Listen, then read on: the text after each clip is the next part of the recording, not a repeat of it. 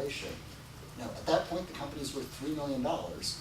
If you haven't issued the stock to the founders, you've got a serious problem, because company's worth $3 million, you want to issue half of the company to a founder at that point. There's a difference between preferred stock and common stock that investors get, which I won't go into explaining right now, but sum total of the advice is, get that stock issued as soon as possible. It starts your capital gain. Holding period for tax purposes, the stock's always cheap then. It's always a good thing to do that early. Don't hit click, because I'll talk about vesting. Another thing that I see screwed up a lot is, it's one thing if you only have one founder. I don't really care if stock is subject to vesting.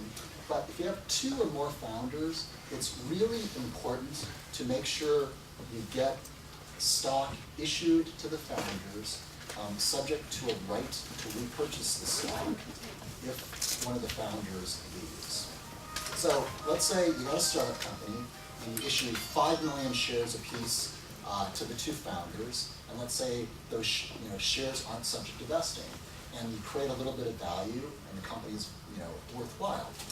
Next day, one of the founders quits and he just walks away with 5 million shares. That is not a result that you want to be in.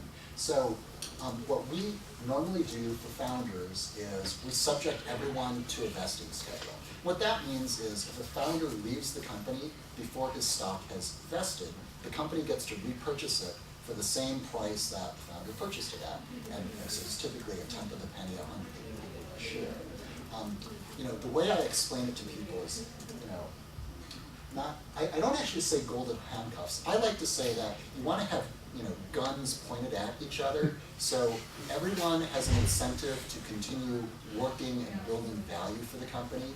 And if somebody quits, we can shoot him and get his shares back. If you don't subject people's shares to vesting, they can just up and quit, and you are entirely screwed in that situation. Hit click, George. Some things that you don't get out of the Novo Press kind of forums or the LegalZoom forums, I would say, don't think you get them, are very mechanical things. So like our standard restricted stock purchase agreements put these founder shares in escrow. So if you ever go sideways with one of your founders, the company holds the shares, and we can very much automatically repurchase the shares if a founder is fired. Another sub-issue that may be important to people that have already incorporated companies or issued founder stock, there's a tax thing called an 83B election. The only thing that I want you to take away from this is if you purchase founder stock that is subject to vesting or right of repurchase, you absolutely have to make an 83B election.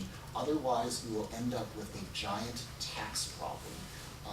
If you are really curious, Google 83B election, and actually my blog ends up being like the first or second result for 83B, and I find that kind of very cool that my blog has that much search engine optimization and Google juice in that. So hit click, George. By the way, you should feel free to interject and ask questions if you have no idea what I am talking about.